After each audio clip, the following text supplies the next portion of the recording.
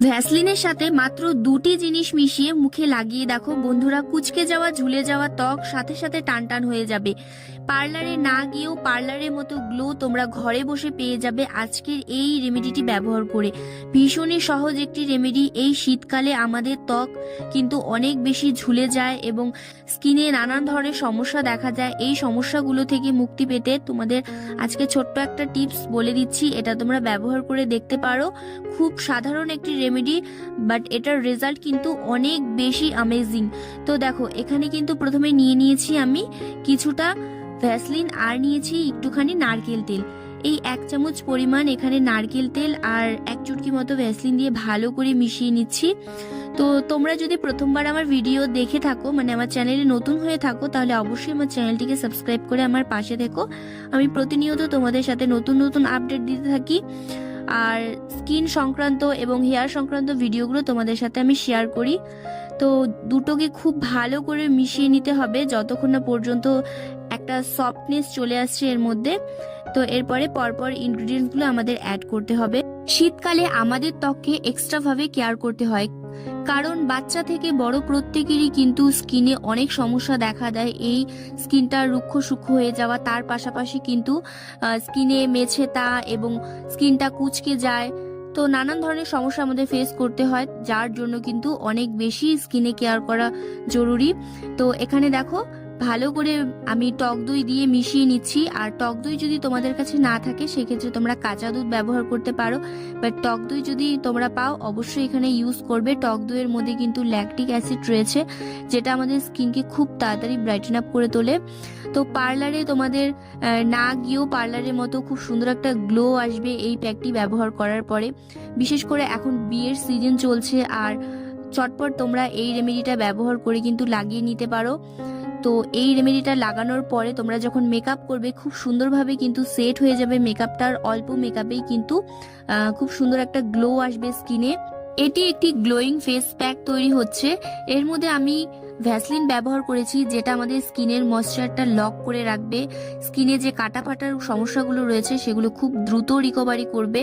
তার পাশাপাশি এখানে নারকেল তেল ব্যবহার করেছি, যেটা কিন্তু আমাদের স্কিনটাকে সফট করবে এবং স্কিনটাকে অনেক বেশি ব্রাইট করে তুলবে। তাছাড়াও কিন্তু স্কিনকে ক্লিন করবে। নারকেল তেলের অনেক অনেক উপকার রয়েছে। তো এখানে আমি দেখো দিয়ে দিয়েছিলাম 1 চামচ পরিমাণ বেসন। তো বেসন দিয়ে ভালো করে মিশিয়ে নিচ্ছি, যেহেতু একটু কম হয়ে গিয়েছিল টক দইটা। তারপরে আমি ভালো করে টক দই দিয়ে আবারও মিশিয়ে নিচ্ছি। এই প্যাকটা যখনই তোমরা রেডি করবে অনেক সুন্দর করে মিক্স করতে হবে। মিক্স করতে করতে দেখতে পারবে একটা সময় একটা সফট স্মুদি একটা ক্রিম তৈরি হয়ে যাবে। এরপরে কিন্তু আমি এখানে দিয়ে দিলাম 1 চুটকি মতো কস্তুরি হলুদ। তোমাদের কাছে যদি কস্তুরি হলুদ না থাকে সেক্ষেত্রে রান্নার হলুদ ব্যবহার করতে পারো। আর তোমরা চাইলে এখানে কিন্তু মুলতানি মাটিও ব্যবহার করতে পারো, কারণ মুলতানি মাটি এখন আমি ব্যবহার করছি না। স্কিনটা অনেক বেশি ড্রাই হয়ে যায় মুলতানি মাটি ব্যবহার করার ফলে। যাদের ড্রাই স্কিন তারা মুলতানি মাটিটা ব্যবহার না করলেও পারো। তো বেসন দিয়ে ভালো করে মিশিয়ে নেওয়ার পর কিন্তু আমি এটা মুখে অ্যাপ্লাই করব। তোমরা কি ভাবছো এটা শুধু মুখেই অ্যাপ্লাই করা যাবে? একদমই না। এটা তোমরা হাতে পায়ে তোমাদের যেই জায়গাগুলো কাটা ফাটা সমস্যা রয়েছে সেই জায়গাগুলোই তোমরা অ্যাপ্লাই করতে পারো। তো এটা গলায় অ্যাপ্লাই করতে পারো। তো যেই সব জায়গাগুলোতে একটু ডার্কনেস এরিয়াগুলোতে তোমরা ব্যবহার করে দেখতে পারো, খুব সুন্দর একটা গ্লো আসবে।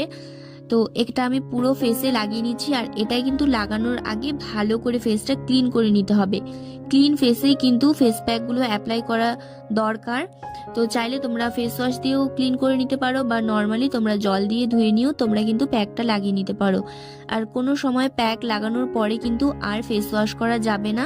সবসময় এটা তোমাদের মনে রাখতে হবে, নইলে কিন্তু গ্লোটা হারিয়ে যাবে। তো যেই গ্লোটা আমরা এই প্যাকটা ব্যবহার করে অ্যাচিভ করব সেটা কিন্তু তোমরা যদি হারিয়ে ফেলো তাহলে কিন্তু সেটার কোনো আর গুণাগুণ রইল না। তো ভালো করে এটা লাগিয়ে নিয়ে আমি রেখে দিয়েছিলাম 10 মিনিটের জন্য। 10 মিনিট পরে এটা শুকিয়ে এসেছে। হাতে হালকা জল নিয়ে কিন্তু ম্যাসাজ করে নিচ্ছি, কারণ বেসনের যে ছোট ছোট দানাগুলো রয়েছে সেগুলো কিন্তু আমাদের পোরসগুলোকে ক্লিন করবে আর আমাদের স্কিনে যে ডেড সেলগুলো রয়েছে সেগুলোকে রিমুভ করবে, খুব তাড়াতাড়ি ফর্সা করে তুলবে। তো ভালো করে ম্যাসাজ করে নিয়ে এরপরে ভিজে রুমাল দিয়ে মুছে নিচ্ছি। তো মুছে নেওয়ার পরে স্কিনটা তোমরা দেখে বুঝতেই পারছো কতটা সফট হয়েছে।